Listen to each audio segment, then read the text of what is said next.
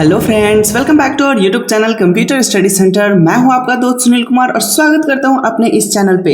हम सीख रहे हैं problem solving through Python language. इसमें हम पाइथन लैंग्वेज के द्वारा हम बहुत सारे प्रॉब्लम को सॉल्व करने वाले हैं और साथ के साथ हम इसको लॉजिक को भी देखने वाले हैं। ओके, तो आज का जो हमारा ये वीडियो लेक्चर है, ये सेकंड नंबर वीडियो लेक्चर है और आज की इस क्लास में हम दो नंबर के बीच में बड़े नंबर को फाइंड आउट करने का आज हम प्रोग्राम देखेंगे। और आज हम ये जो प्रोग्राम बनाने वाले हैं ये पाइथन लैंग्वेज में बनाएंगे, ठीक है।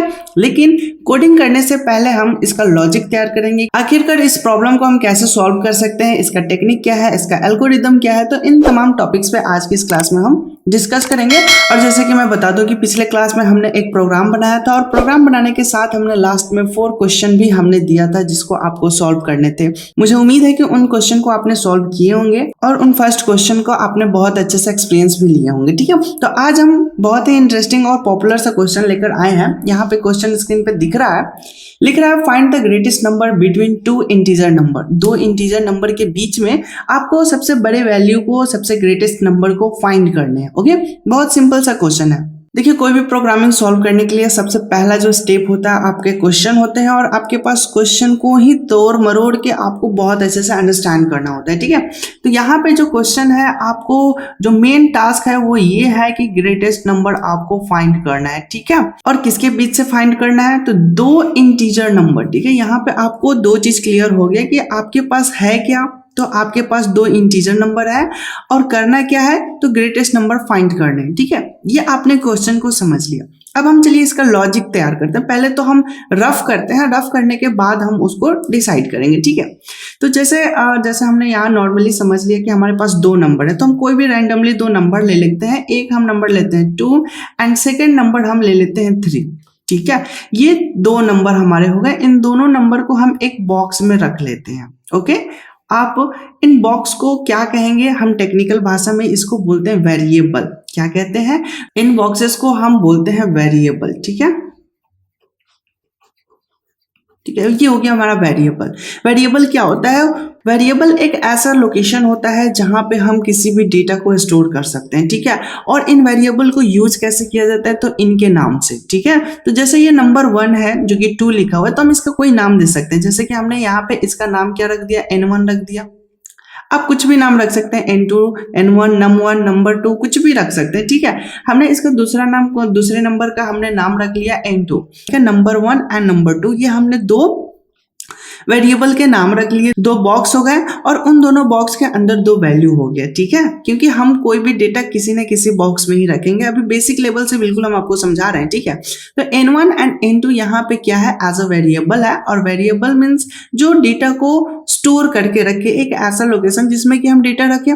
और वेरिएबल का एक और मीनिंग होता है कि इसमें data time to time change होते रहता है, ठीक है। तो इसलिए हम वेरिएबल यूज करते हैं, ठीक है। तो हमने दो नंबर ले लिया, हमारे पास दो नंबर हो गया। अब हम इन दोनों नंबर में ग्रेटेस्ट नंबर कैसे फाइंड आउट करेंगे, ठीक है। तो हमें कुछ ऑपरेटर की जरूरत पड़ेगा, ठीक है। तो ऑपरेटर हमारे पास बहुत सारे होते हैं, लेकिन हमें इनमें कौन से ऑपरेटर को यूज करना है। क्योंकि दो हमारे पास नंबर है तो इनमें हमें कंपेयर करना है, ठीक है।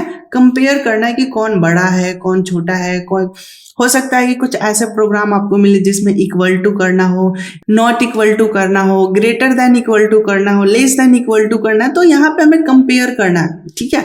तो कंपेयर करने के लिए हमारे पास बहुत सारे ऑपरेटर होते हैं, ठीक है। जैसे कि मैं यहाँ पे कुछ साइड में लिख देता हूँ। जैसे ये आप कह सकते हैं, ये अपना लेस देन है, ये ग्रेटर देन है, ठीक है।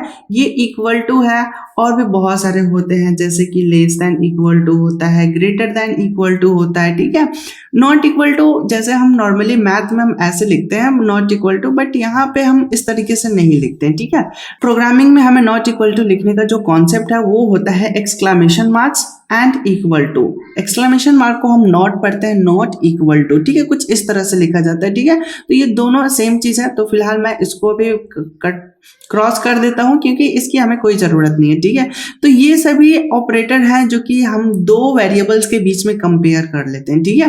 तो हमारा जो क्वेश्चन है वो हमारा क्वेश्चन ये है कि हमें ग्रेटेस्ट नंबर को ढूंढना है। तो जाहिर सी बात है कि हमें कौन सा ऑपरेटर यूज करना पड़ेगा, ग्रेटर देन वाला ऑपरेटर यूज करना पड़ेगा, जो कि हमारा ये सेकंड नंबर पे मैंने दिखा रखा है। ठीक है, मैं इसको थोड़ा सर्किल भी कर दूं तो आपको बेहतर समझ में आएगा। मैं इसको रेड कलर से सर्किल कर देता हूँ। ये अपना ग्रेटर देन का सिंबल हो गया, ऑपरेटर हो गया। ठीक है, तो इसको हम करने वाले हैं। ठीक है, तो अभी मैं रफ करूं अगर, तो यहाँ पे हम देख सकते हैं 2 ग्रेटर देन 3। ठीक है, ये हो गया, हमने लिखा 2 ग्रेटर देन 3। तो इसका रिजल्ट क्या आएगा, क्या आप बता सकते हैं इसका रिजल्ट क्या आएगा? देखिए, मैथमेटिक्स 2 तरीके के होते हैं। एक होता है हमारा लॉजिकल मैथमेटिक, एक होता है हमारा अर्थमेटिक मैथमेटिक्स। ठीक है, अर्थमेटिक एंड लॉजिकल में क्या डिफरेंस होता है, इसको जरा हम समझें। एक हम फोकस इधर करते हैं। अर्थमेटिक एंड लॉजिकल में अगर हम समझें तो जैसे हमने लिखा 2 + 3, ओके, तो इसका कुछ आउटपुट आएगा। आउटपुट क्या आ रहा है, 5 आ रहा है। जो भी हम एक्सप्रेशन सॉल्व कर रहे हैं, जो भी हम प्रॉब्लम सॉल्व कर रहे हैं, और उसका आउटपुट में कोई नंबर आ रहा है, कोई इंटीजर वैल्यू आ रहा है, या फिर कोई भी आउटपुट नंबर आ रहा है, तो उसको हम बोलते हैं अर्थमेटिक ऑपरेशन। ठीक है, ट्रू फॉल्स में अगर आंसर आता है तो उसको हम लॉजिकल ऑपरेशन बोलते हैं। ठीक है, जैसे कि हमने लिखा 2 ग्रेटर देन 3। ठीक है, तो 2 ग्रेटर देन 3, क्या ये सही है, ये ट्रू या फॉल्स, इसको हम बोलते हैं लॉजिकल ऑपरेशन या फिर कंपैरिजन ऑपरेटर भी बोला जाता है। ठीक है, तो यहाँ इस स्टेटमेंट का कहने का क्या मतलब है कि क्या 2 3 से बड़ा है, यस या नो?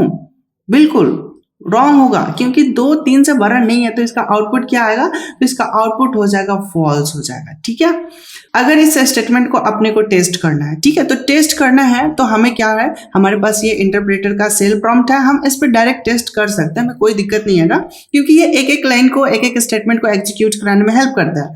तो अगर मैंने लिखा 2 ग्रेटर देन 3 और जस्ट मैंने एंटर बटन प्रेस किया, तो यहाँ पे आप देख सकते हैं कि इसका आउटपुट जो आया है फॉल्स आ चुका है। ठीक है, अगर मैं इसी चीज को थोड़ा स्मार्टली करूं, स्मार्टली कहने का मतलब क्या हुआ, मैं इसको यहाँ पे स्मार्टली करूं तो 2 जो है वो कहाँ रखा हुआ है, N1 में रखा हुआ है। ओके, 3 कहाँ रखा हुआ है, तो N2 में रखा हुआ है। तो क्या हम इसी स्टेटमेंट को हम ऐसे लिख सकते हैं, N1 ग्रेटर देन N2।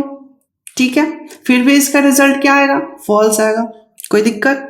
चलिए इसको भी हम ट्राई कर लेते हैं। ठीक है, बेसिकली अभी हम 2-4 वीडियो में हम स्लोली चलेंगे, लेकिन बाद में हम अपने प्रोग्राम को फास्ट कर लेंगे, क्योंकि आप उस टाइम तक बहुत सारे बेसिक कॉन्सेप्ट आप समझ चुके होंगे। ठीक है, तो अभी मैं असाइन कर लेता हूँ N1 असाइन 2, यानी कि N1 में क्या चला गया, 2 चला गया।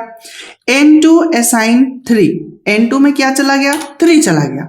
अगर अब मैं सेम प्रोसेस करूं, N1 ग्रेटर देन N2, अगर मैं रिजल्ट जैसे मैं एंटर हिट करूंगा तो आपको रिजल्ट दिख जाएगा। तो मैं ये चाहूंगा कि आप पहले गेस करो कि क्या फॉल्स आएगा या एरर आएगा या फिर कुछ और आएगा।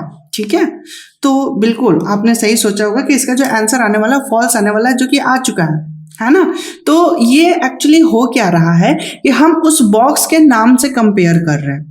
अब बॉक्स में कुछ भी वैल्यू हो सकता है कि कुछ आगे ऑपरेशन हो, हमारा प्रोग्राम आगे चल रहा है और आगे चलने के बाद N1 के अंदर असाइन हो चुका है 4। मैं एक केस मान के चल रहा हूँ कि इन केस फ्यूचर में कोई भी ऑपरेशन हुआ और N1 की वैल्यू चेंज हो गया और N1 हो चुका है 4 की वैल्यू हो चुका है, और फिर से अगर N1 को कंपेयर किया गया N2 से, तो इस बार का क्या रिजल्ट आने वाला है, क्या आप बता सकते हैं? बिल्कुल इस बार 2 आने वाला है। क्यों? क्योंकि N1 की वैल्यू अब क्या हो चुका है, 2 के जगह रिप्लेस होके हो चुका है 4। अगर हम 4 ग्रेटर देन 3 करते हैं तो ये तो स्टेटमेंट ट्रू हो रहा है। इस स्टेटमेंट को अगर हम पढ़ें तो क्या 4 3 से बड़ा है, तो हाँ, जो 4 है वो 3 से ग्रेटेस्ट है, इसलिए इसका आंसर क्या आना चाहिए, ट्रू आना चाहिए। चलिए एंटर करके चेक कर लेते हैं। तो बिल्कुल यहाँ पे आप देखें ट्रू आंसर आ चुका है। तो आई होप कि आपको कंपैरिजन करना समझ में आ गया होगा। ठीक है, लेकिन हमें क्या करना है, हमें तो बड़ा नंबर ढूंढना है ना। ट्रू और फॉल्स है, हमें कैसे पता चलेगा? हम चाहते हैं कि ये ट्रू फॉल्स तो आ रहा है, ये तो अच्छी बात है, लेकिन इस ट्रू फॉल्स के जगह पे एक मैसेज के साथ हमारा वो नंबर प्रिंट हो जाए कि हाँ जी ये नंबर ग्रेटेस्ट है, तो कितना आसान हो जाए समझना, है ना। तो मैंने जो रफ किया है, मैं इन रफ को जरा साइड कर लेता हूँ। ठीक है, मैं इधर साइड में आपको बताना चाहूंगा कि हमारा आउटपुट स्क्रीन कैसा होना चाहिए। ठीक है, जैसे हम इस टाइप का अपना स्क्रीन है और हम यहाँ पे चाहते हैं कि हमसे यहाँ पे कुछ एंटर करवाए। जैसे मैंने यहाँ पे लिखा एक मैसेज आया इंटर वन नंबर, ठीक है, और हम नंबर यहाँ पे कुछ इनपुट करें, ठीक है, इंटर सेकेंड नंबर, और हमने यहाँ पे कोई दूसरा नंबर इनपुट करें, ठीक है, और अपने आप यहाँ पे एक मैसेज प्रिंट हो जाए, ग्रेटेस्ट नंबर इज 2। अगर ये मैसेज इस टाइप से आएगा तो हमें पता चलेगा कि जो दो नंबर हमने इनपुट किया है ऊपर, उन दोनों नंबर में जो हमारा ग्रेटेस्ट नंबर है वो क्या है।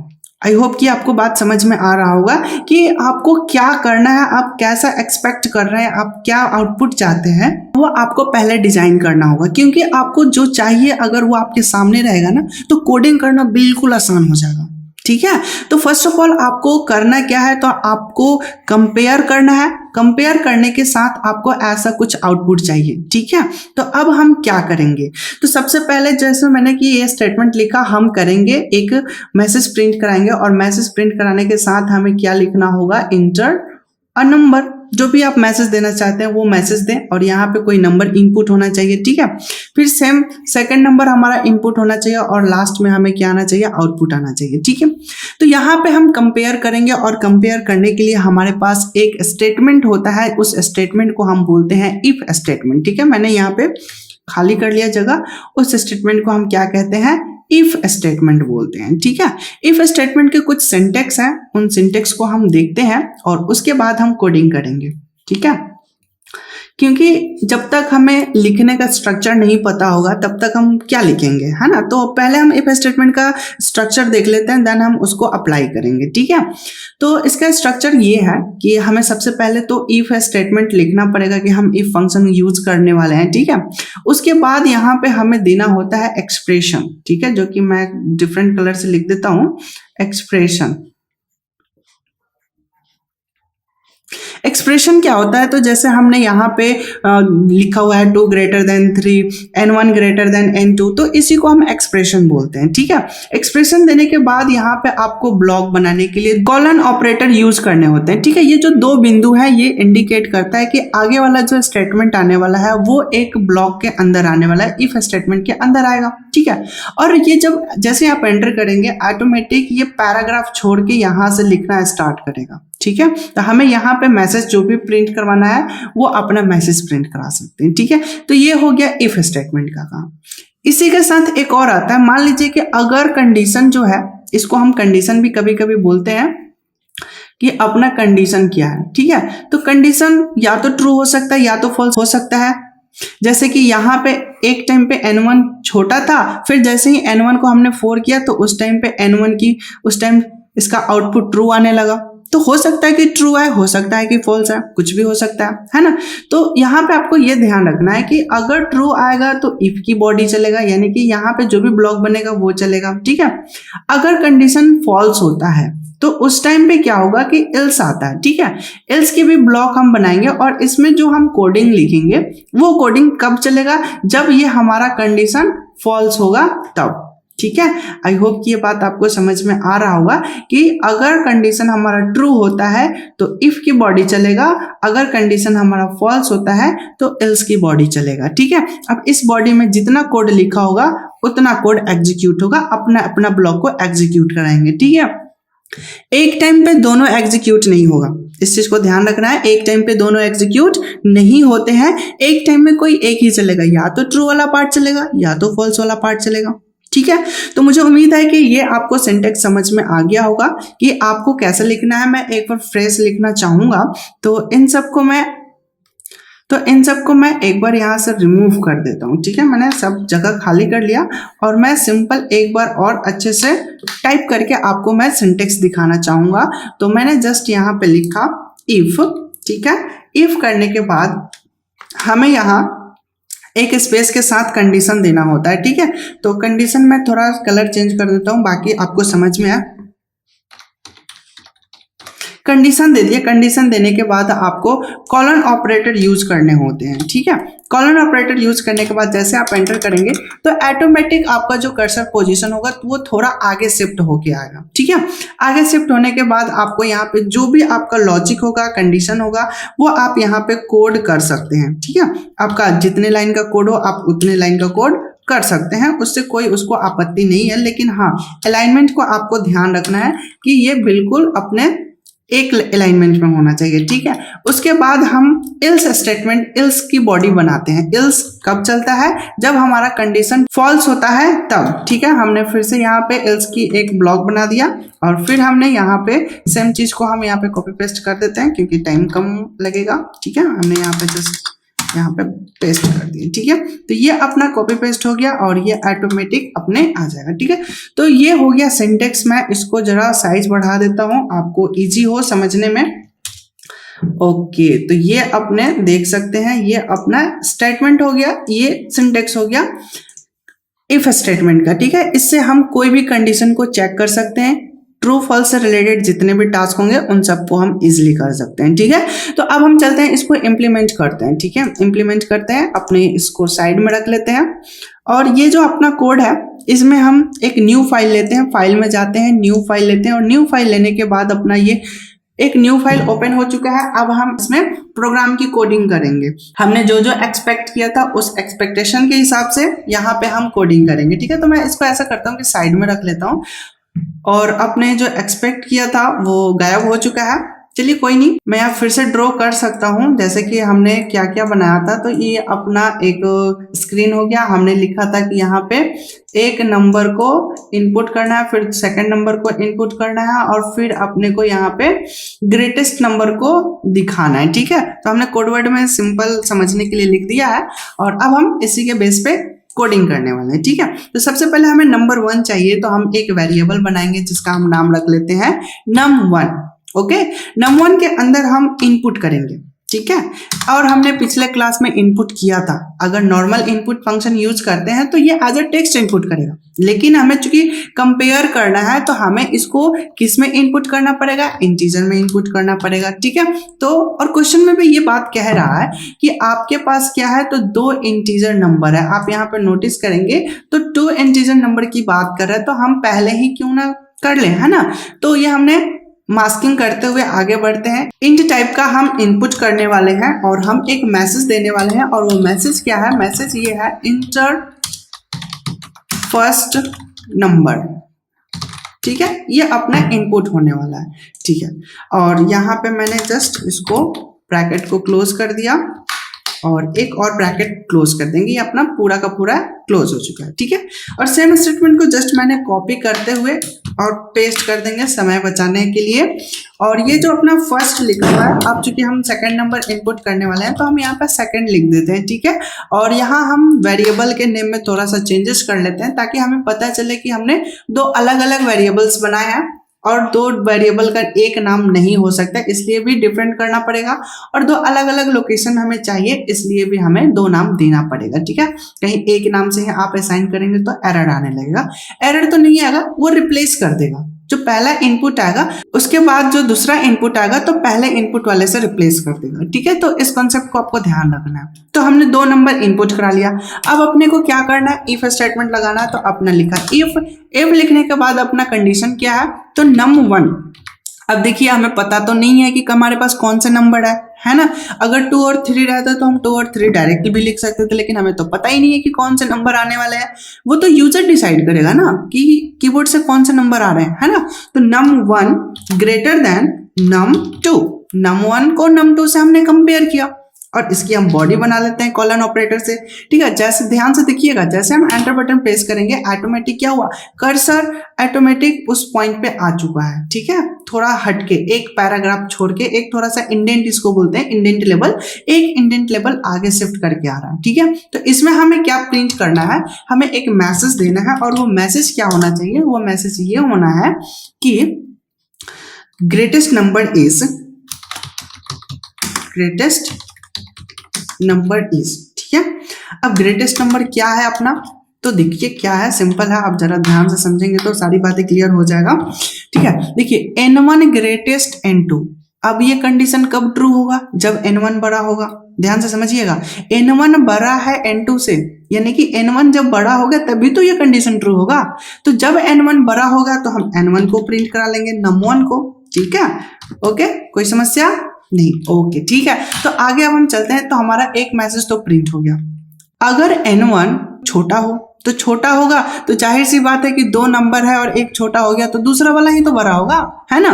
तो अगर ये कंडीशन फॉल्स होता है तो वो कहाँ चला जाए, तो एल्स की बॉडी में चला जाए, ठीक है। एल्स की बॉडी में हम सेम स्टेटमेंट को कॉपी कर लेते हैं एंड पेस्ट कर देते हैं और सिंपल n1 की जगह n2 कर देते हैं। आई होप कि ये बात आपको समझ में आ रहा होगा, कोई ज्यादा कंफ्यूजन वाली बात नहीं है। स्टेटमेंट हमारा ये कह रहा है कि नंबर 1 बड़ा है नंबर 2 से। हाँ, अगर मान लेते हैं कि अगर हाँ ये कंडीशन ट्रू होगा तो कौन बड़ा होगा, नंबर 1 ही बड़ा होगा, फर्स्ट स्टेटमेंट प्रिंट होगा। अगर ये कंडीशन इनकेस किसी रीजन से फॉल्स हो रहा है तो इसका मतलब क्या है कि n1 बड़ा नहीं है, नंबर 1 बड़ा नहीं है। तो जब नंबर 1 बड़ा नहीं है तो कौन बड़ा है, तो नंबर 2 बड़ा है। तो जब कंडीशन फॉल्स होता है तो इफ की बॉडी का एग्जीक्यूशन नहीं होगा, उस टाइम पे कौन एग्जीक्यूट करेगा, एल्स की बॉडी एग्जीक्यूट करेगा और एल्स में हमारे पास है num2, ठीक है। तो num2 प्रिंट हो जाएगा और ये हमारा प्रोग्राम कंप्लीट हो चुका है। तो चलिए रन करते हैं और ये ध्यान रखिएगा कि अभी हमने सेव नहीं किया है और जैसे हम रन करने की बात करेंगे ये हमें एक छोटा सा मैसेज दे रहा है और ये मैसेज क्या कह रहा है कि ये कह रहा है कि पहले आप इस सोर्स को सेव करिए, ठीक है। तो चलिए हम सेव करते हैं। हमने जस्ट ओके बटन पे प्रेस किया, ये हमें एक सेव एज का डायलॉग बॉक्स दे दिया और हमने पिछले क्लास में कहाँ सेव किए थे, तो हमने डॉक्यूमेंट के अंदर कोड नाम का फोल्डर है उसमें हमने सेव किया था, ठीक है। तो हम यहाँ पे लिख लेते हैं if statement statement.py। आपको मैं एक बार दिखा देता हूँ इसका फाइल नेम। इफ स्टेटमेंट के नाम से हमने इसको सेव कर लिया, ठीक है। और लास्ट हमने क्या लिखा, .py फॉर पाइथन का फाइल हम बना रहे हैं और जस्ट अपने को सेव पे क्लिक कर देना है। ये फाइल सेव हो चुका है और यहाँ पे आउटपुट मांग रहे हैं। देखिए ये हमने पहले जो एग्जीक्यूट कराया था वो था और ये अपना रीस्टार्ट फिर हुआ है, ठीक है। यहाँ पे लिख रहा है रीस्टार्ट, फिर से प्रोग्राम एग्जीक्यूट हो रहा है और यहाँ पे लिख रहा है एंटर फर्स्ट नंबर और फर्स्ट नंबर हम इनपुट कर देते हैं suppose 12, enter second number 15, enter greatest number is 15। Wow, जो हम चाह रहे थे, जो हमने एक्सपेक्ट किया था आउटपुट में, हमने उसको ध्यान में रखते हुए कोडिंग किया और यहाँ पे हमारा कोड और आउटपुट बिल्कुल परफेक्ट आ रहा है। तो मुझे उम्मीद है कि ये वीडियो समझ में आ रहा होगा, ये क्लास समझ में आया है। बिल्कुल हमने बिल्कुल लो लेवल से समझाने की कोशिश किया है। अगर थोड़ा बहुत कंफ्यूजन आ रहा है तो मैं आपसे ये रिक्वेस्ट करूंगा कि आप इस वीडियो को एक बार रिमाइंड करके देखें। अगर फिर भी कोई डाउट या कंफ्यूजन रह रहा है तो आप हमें कमेंट सेक्शन में कमेंट करके पूछ सकते हैं। लेकिन एक सबसे जरूरी बात यह है कि ये जो मैंने कोडिंग किया है, जो मैंने आउटपुट दिखाया और जो लॉजिक समझाया है मैंने, उसको आप सेल्फ स्टडी करें, सेल्फ प्रैक्टिस करें, क्योंकि बिना प्रैक्टिस का कुछ नहीं हो सकता, ठीक है। एक बार मैं इस और प्रोग्राम को एग्जीक्यूट कराऊंगा। मैं इसको क्लोज करता हूं एंड रन करता हूं। रन के लिए आप डायरेक्ट F5 बटन हिट कर सकते हैं, प्रेस कर सकते हैं, ठीक है। ये फिर से पुनः स्टार्ट हुआ, एंटर फर्स्ट नंबर। इस बार मैं क्या करता हूँ कि फर्स्ट नंबर को 12 रख देता हूँ एंड सेकंड नंबर भी 12 रखता हूँ। अब इस केस में क्या है कि दोनों के दोनों इक्वल है, तो क्या कौन सा नंबर प्रिंट होना चाहिए या एरर आना चाहिए। यहाँ पे कोई भी नंबर प्रिंट हो जाएगा, उससे कोई दिक्कत नहीं। यहाँ पे 12 का 12 आ चुका है, ठीक है। ये आप समझ सकते हैं, ठीक है। एक बार और हम रन कराते हैं और सिंपल हम आते हैं इस प्रोग्राम पे और रन करते हैं। F5 किया हमने, फिर से रीस्टार्ट हुआ। इस बार हम पहले नंबर को छोटा रखते हैं, 10 रख दिए एंड दूसरे नंबर को इस बार हम 20 कर देते हैं और एंटर हमने किया। देखिए ग्रेटेस्ट नंबर 20 आ रहा है, ठीक है। एक बार और हम पहले नंबर को रन कराते हैं, फिर से हमने रीस्टार्ट किया। इस बार हमने 20 पहले रखा, फिर 10 रखा, तो यहाँ पे देखें फिर से हमारा ग्रेटेस्ट नंबर 20 ही आ रहा है, ठीक है। तो आई होप यहाँ पे देख सकते हैं कि हमने 2-3 तरीके से टेस्टिंग भी किया, हमारा प्रोग्राम प्रॉपर वर्क कर रहा है। कोई भी नंबर आ रहा है, किसी भी टाइप का नंबर हम इंटर कर रहे हैं तो हमारा आउटपुट बिल्कुल परफेक्ट ग्रेटेस्ट नंबर ही आ रहा है। तो मुझे उम्मीद है कि ये आपको समझ में आ गया होगा। अब इस बेस पे आपको हम कुछ क्वेश्चन देने वाले हैं, ठीक है। और क्वेश्चंस क्या क्या होंगे तो मैं वो आपको यहाँ पे लिख दे रहा हूँ, ठीक है।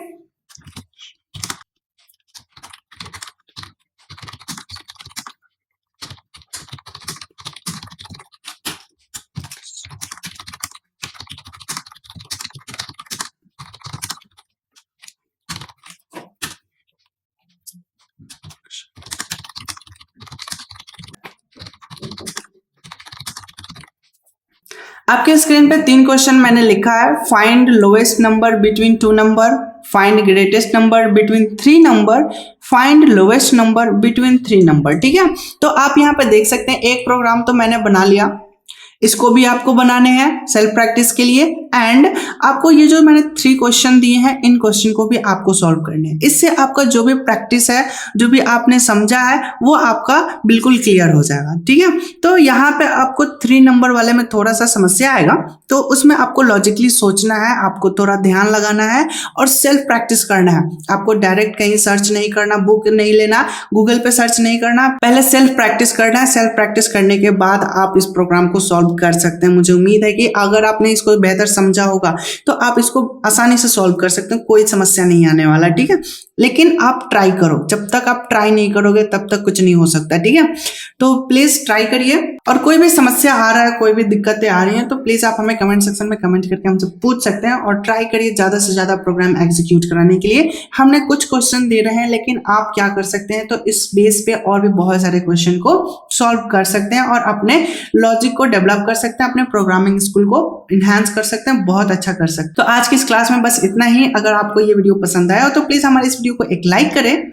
और अगर अभी तक हमारे इस चैनल से नहीं जुड़े हैं तो प्लीज हमारे इस चैनल को सब्सक्राइब करके हमारे साथ जुड़े, और अपने उन दोस्तों के साथ भी इस वीडियो लिंक को शेयर करें जो प्रोग्रामिंग सीखना चाहते हैं, जो कोडिंग सीखना चाहते हैं, जो सॉफ्टवेयर इंजीनियरिंग सॉफ्टवेयर फील्ड में जाना चाहते हैं, उनके साथ आप शेयर कर सकते हैं। ठीक है, और आप सभी के लिए एक बहुत ही अच्छा इन्फॉर्मेशन है कि आप अगर ऑफलाइन क्लास लेना चाहते हैं तो हमारे सेंटर पे विजिट कर सकते हैं, हमारा ऑफलाइन क्लास भी चलता है। और अगर आने में असमर्थ है तो प्लीज एक बार प्लेलिस्ट भी चेक कर लें, वहां पे आपको फ्री ऑफ कॉस्ट ढेर सारे कोर्स मिलने वाला है कंप्यूटर से रिलेटेड, एंड साथ के साथ आपको प्रैक्टिस सेट के लिए क्वेश्चन आंसर भी मिल रहे हैं। ओके, तो एक बार प्लेलिस्ट जरूर चेक करें और सब्सक्राइब करें और अपने दोस्तों के साथ भी शेयर करें। Thanks for watching this video and take care, bye bye.